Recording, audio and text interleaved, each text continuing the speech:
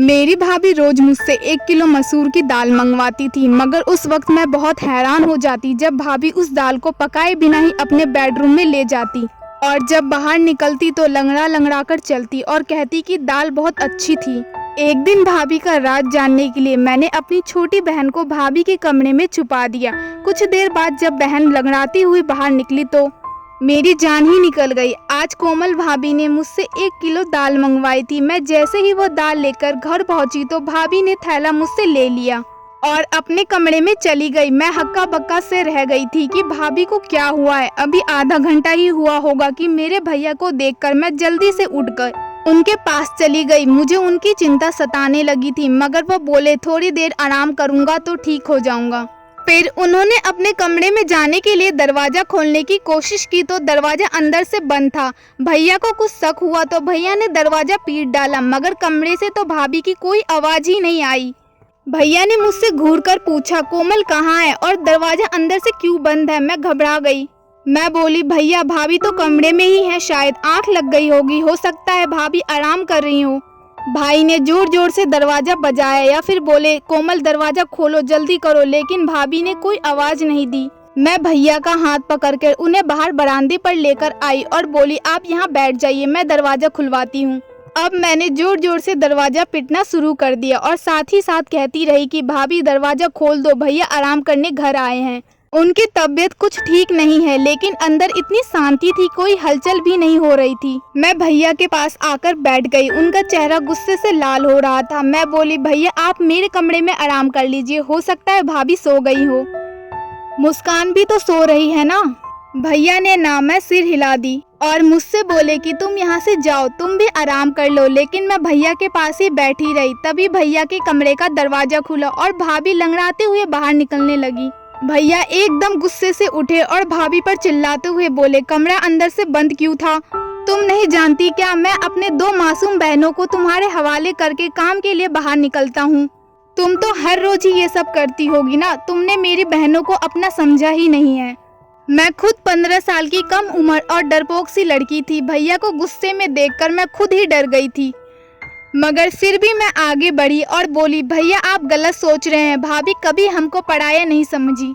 वह माँ की तरह हम दोनों का ख्याल रखती हैं। शायद आज भाभी की तबीयत खराब हो इसलिए सो गई हो। मेरी बात सुन भैया ने मेरे सिर पर हाथ फेरा और खुद कमरे में चले गए। भाभी की आंखों में आंसू आ गए थे और उन्होंने मुझे गले से लगा लिया और बोली, शुक्रिया अन्नू। मैंने कहा, शुक्रिया को गोली मारो, जल्दी चलो, भाभी किचन में चलकर दाल बनाते हैं।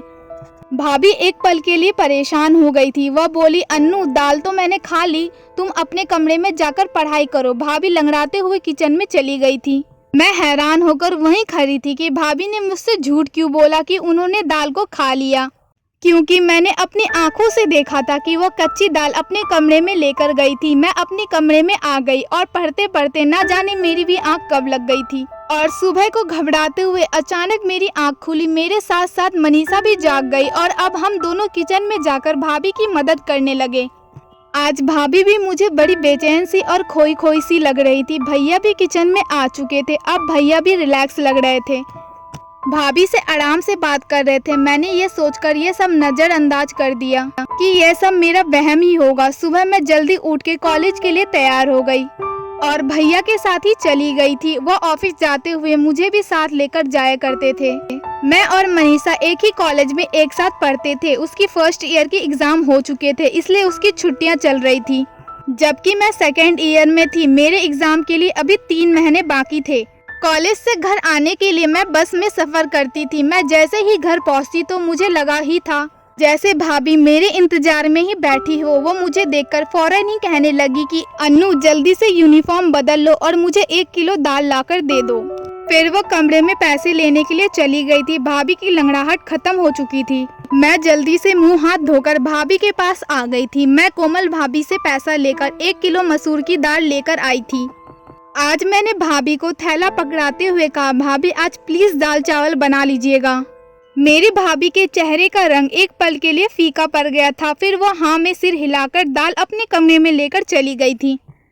मुझे एकदम से अजीब सा लगा कि ऐसे कैसे हो सकता है कि कच्ची दाल अपने कमरे में कौन लेकर जाता है।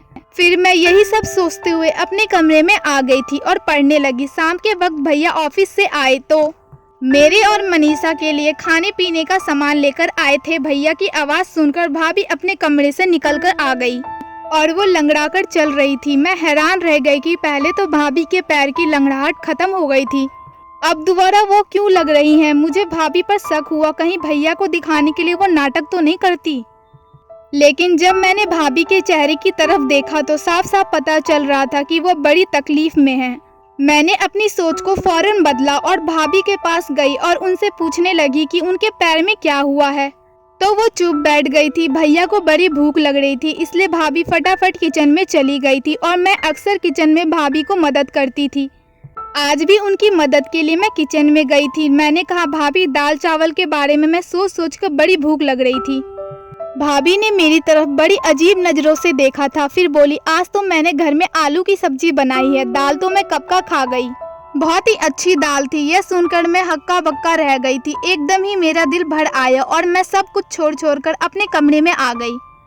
मैं अपनी सोच में गुम थी, लेकिन मनीषा को देखकर मैं एकदम से चौंक गई थी, क्योंकि वह अपनी पुरानी फर्स्ट ईयर की किताबें खोलकर बैठी थी। मैंने उससे कहा कि जब पढ़ने के दिन थे तब तो तूने पढ़ाई से जान बचा ली थी, अब क्या फ़ायदा इस पढ़ाई का। मैं मनीषा से किताब छीनने के लिए हाथ आगे की तो उसने मेरा हाथ झटक दिया था और एकदम गुस्से से बोली, कभी तो मेरी जान बख्श दिया करो, हर वक्त मेरी माँ बनने की कोशिश मत किया करो।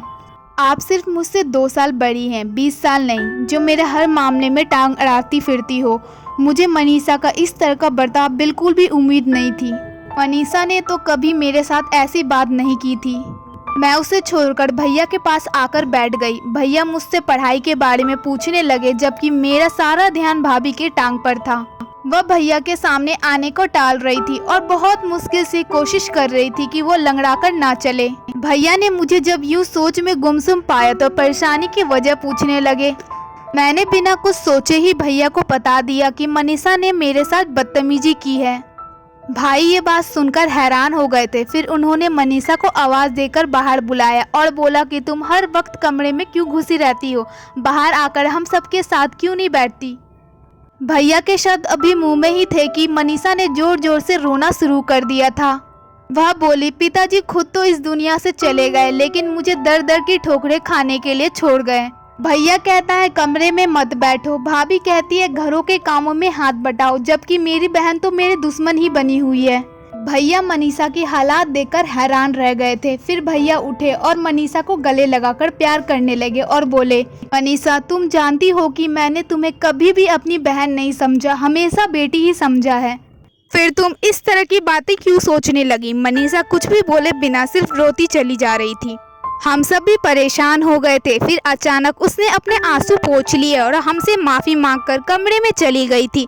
भैया ने भाभी को आवाज़ देकर बुलाया और बोला, कोमल आजकल मनीषा घर में होती है, यह इतनी चिड़चिड़ी क्यों हो रही है, कोई बात हुई है क्या। भाभी का चेहरा एकदम ही सफ़ेद पड़ चुका था, वह बड़ी डरी हुई लग रही थी। वह बोली, विशाल मनीषा हर वक्त कमरे में बैठी रहती है, इसलिए मैंने 1-2 बार उसे बोला था कि घर के कामकाज में थोड़ी मेरी मदद कर दे, इस तरह से तुम बोर भी नहीं होगी। शायद उसे मेरी बात बुरी लग गई होगी।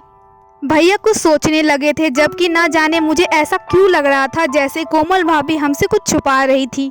बात सिर्फ इतनी ही नहीं थी, कुछ न कुछ गड़बड़ी तो जरूर थी। अगले दिन भैया हमारे कमरे के लिए टीवी लेकर आए, अच्छी अच्छी मूवी लेकर आए, किताब और नोवेल भी लेके आए और भैया ने मनीषा के हाथ में थमा दी थी और बोले, आज के बाद तुम घर में बोर नहीं होगी। फिर कैरम भाभी के हाथ में थमा कर बोले, कोमल तुम और अन्नू कैरम खेल लिया करो। यह देख भाभी मुस्कुरा गई थी।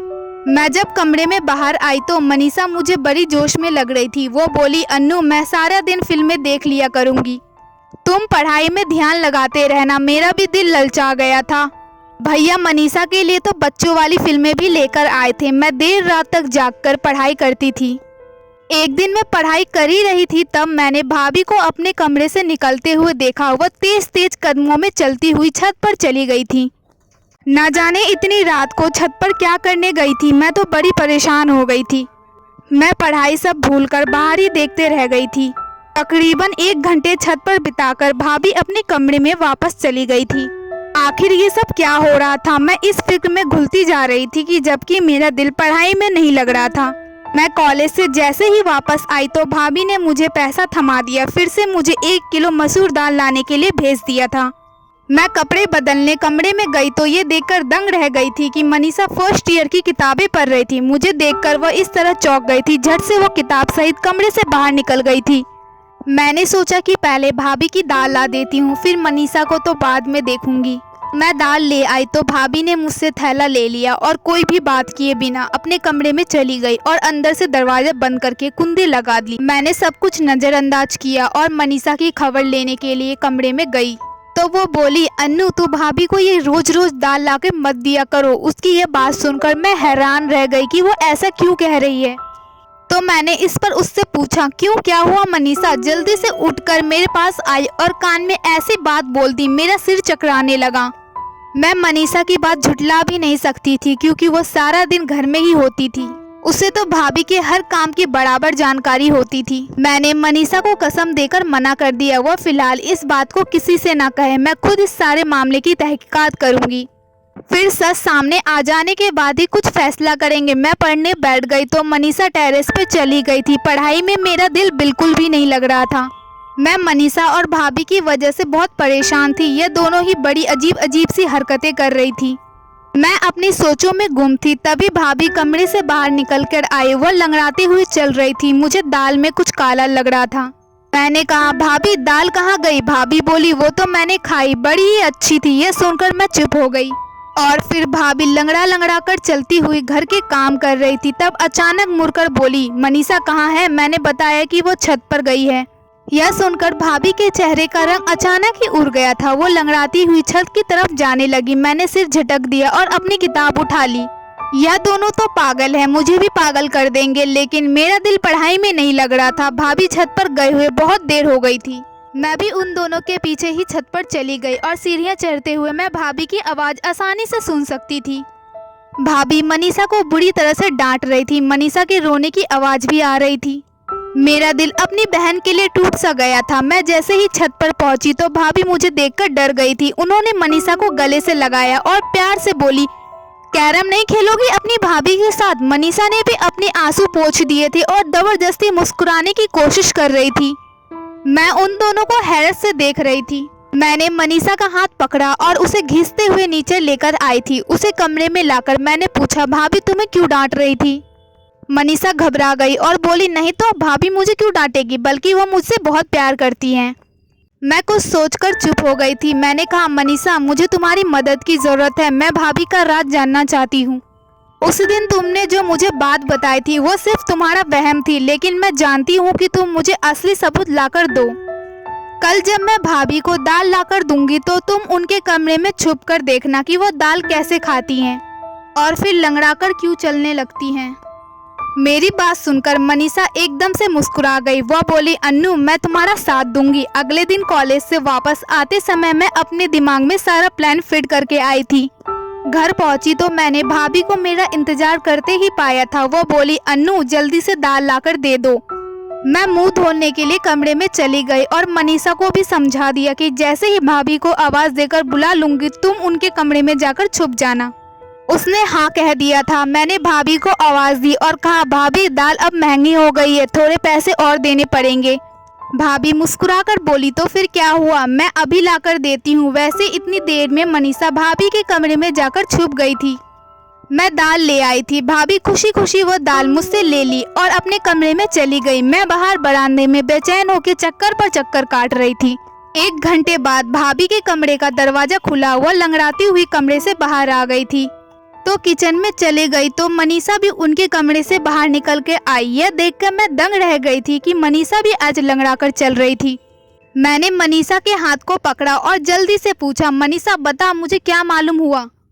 तू मनीषा बड़ी परेशान सी लग रही थी। वह बोली, अन्नू मैंने तो तुम्हें पहले ही बता दिया था कि भाभी हमसे छुप छुप कर घर से निकलती हैं, मगर तूने यकीन ही नहीं किया था। वो खिड़की बहुत छोटी है, उससे निकलते वक्त पैर में चोट लग जाती है, इसलिए भाभी लंगड़ा कर चलती हैं। मैं भी उस खिड़की से निकलकर भाभी के पीछे जाना चाहती थी, मगर इस चोट की वजह से मैं वापस आ गई। मैंने मनीषा को कसम दी कि वो भैया को इस बारे में कुछ भी ना बताए। वह बोली, पागल तो नहीं हूँ जो भैया का घर उजाड़ने का सोचूं। मैंने मनीषा को एक किताब दे दी और बोली कि तुम इसको पढ़ लेना। मैं उसका छोटा सा दिमाग दूसरी तरफ घुमाना चाहती थी, जबकि मैं खुद इस दुविधा में फंस गई थी कि भाभी के बारे में मैं भैया को बताऊं या फिर ना।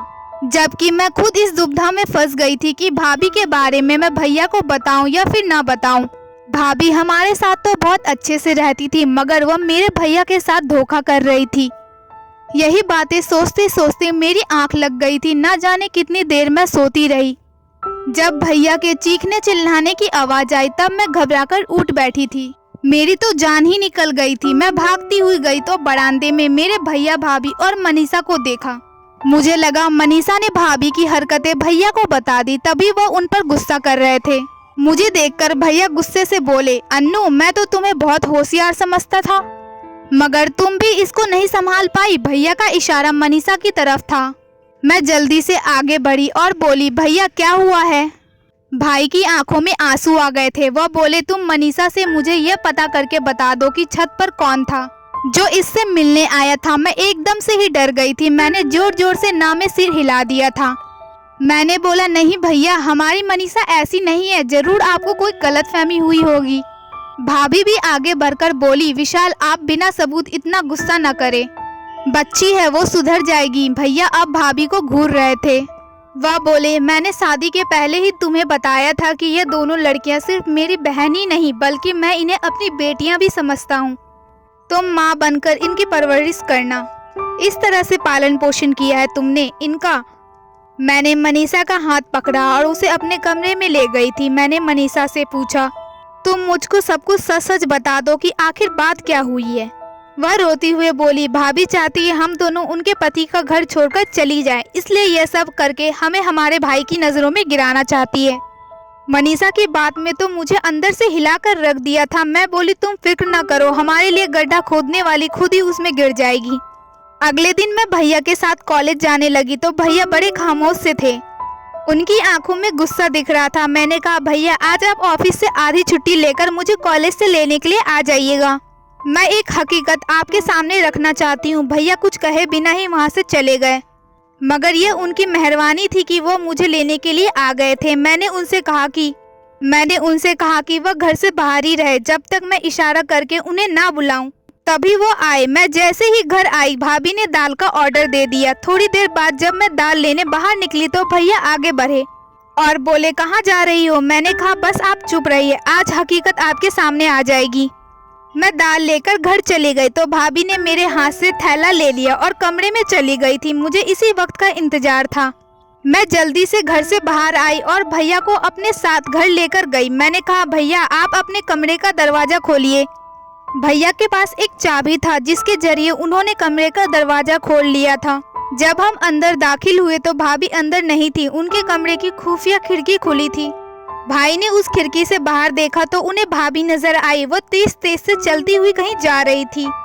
भैया भी उस खिड़की से मुश्किल से उस खिड़की से उतर पाए थे। हम तीनों भाभी का पीछा करते हुए दूर एक सुनसान सी जगह पर पहुंच गए थे। एक बाबा का घर था जहां लोग ताबीज बनवाने के लिए आया जाया करते थे। तेज तेज चलते हुए अचानक तब भाभी ने पीछे मुड़कर देखा तो हम तीनों को देखकर उनके चेहरे का रंग फीका पड़ चुका था। भैया आगे बढ़े और भाभी का हाथ पकड़ के उन्हें घर ले आए थे। भैया के तेवर बड़े ही खतरनाक हो चुके थे। वह भाभी से बोलते, कोमल आज मैंने अपनी आंखों से सब कुछ देख लिया है तो झूठ बोलने के कोई मतलब ही नहीं है, मुझे सच सच बता दो। तब भाभी बोली, विशाल भगवान जानते हैं मैंने आपकी इन दोनों बहनों को अपनी बेटियों की तरह ही समझा है, मगर इनकी वजह से आप मुझ पर शक करते हैं कि मैं इनका ख्याल नहीं रखती। इनकी वजह से आप मुझे 2 शब्द भी सुना देते थे। तब मुझे ये वहम हो गया था शायद आप मुझसे प्यार नहीं करते हैं। ऐसा भी लगता था कि जैसे आप किसी और से मोहब्बत करते हैं और मुझे तलाक दे देंगे। मैंने अपनी बड़ी बहन से इसके बारे में बात की थी। वो बोली, एक साधु बाबा हैं जिनका मंत्र बहुत ही शक्तिशाली है, उससे पति मुट्ठी में आ जाता है, इसलिए मैं आप सबसे छुपकर उनकी सभा में जाने लगी थी। साधु बाबा ने कहा था कि पूरे 30 दिन तक 1 किलो मसूर की दाल पर मंत्र का प्रयोग करना है और वही दाल नहर के किनारे फेंक देनी है। मुझे ये सब करते हुए पूरे 25 दिन हो चुके थे। मैं आप दोनों के जाने के बाद उसी मंत्र का पाठ करती थी जिसकी वजह से मनीषा पर ध्यान न रख सकी। मुझसे चूक हो गई। मनीषा अपने ही इलाके आवारा लड़के राहुल से मोहब्बत कर बैठी और इनकी चिट्ठी और हद का सिलसिला शुरू हो चुका था। मुझे मनीषा पर शक हुआ, इसलिए मैं आधी रात को उठकर छत पर चली गई थी। तब मुझे राहुल का खत नजर आया। उसमें उसने मनीषा की बहुत तारीफ करी थी। मैंने वह खत मनीषा को दिखाते हुए कहा, मैं तुम्हारी हकीकत तुम्हारे भैया को बता दूंगी, इसलिए समय के रहते सुधर जाओ। मगर मनीषा तो मुझे ही अपना दुश्मन समझने लगी थी। मैं ये ठान चुकी थी कि 30 दिन बाद ये परिक्रमा पूरी हो जाएगी और मेरी मन्नत भी। इसके बाद मैं मनीषा से सख्ती से पेश आऊंगी। मगर ये व्रत पूरा होने से पहले ही आज मेरा राज जान चुके हैं। मैं आपसे माफ़ी मांगना चाहती हूँ कि मैं मनीषा का ख्याल नहीं रख पाई। मैंने मनीषा की तरफ देखा तो वह शर्म के मारे सिर झुकाकर खड़ी थी। भैया ने आगे बढ़कर मनीषा के सिर पर हाथ रख दिया और बोला, बेटा अगर राहुल अच्छा लड़का होता तो मैं उसकी शादी तुम्हारे साथ खुद करवा देता, मगर वो बहुत बुरा इंसान है। इलाके की हर लड़की के ऊपर उसकी नज़र है। मनीषा रोने लगी और बोली, भैया घर में सूनापन और अकेलापन था, इसकी वजह से मैं इस गलत राह पर चल बैठी, वरना मुझे राहुल में कोई इंटरेस्ट नहीं था। भैया मुस्कुरा दिए थे, उनके सिर पर भारी बोझ उतर गया था। फिर उन्होंने हम दोनों को कमरे में भेज दिया था। यकीनन अब भाभी की खबर लेने वाले थे। वह भाभी को हमारे सामने कभी डांटा नहीं करते थे। मैंने कहा, भैया भाभी को कुछ मत कहना, वो हमारी माँ जैसी हैं। भाभी रोते हुए हम दोनों बहनों के गले लग गई और एक बार फिर हमारे घर में प्यार का खुशनुमा माहौल बन चुका था। दोस्तों, उम्मीद करती हूँ आपको हमारी कहानी पसंद आई होगी। कहानी पसंद आए तो वीडियो को लाइक करके चैनल को सब्सक्राइब कर दीजिए। Thank you. और क्लिक कीजिए बेल आइकन पे, जिससे आपको मिल सके मेरी लेटेस्ट वीडियो की नोटिफिकेशन सबसे पहले।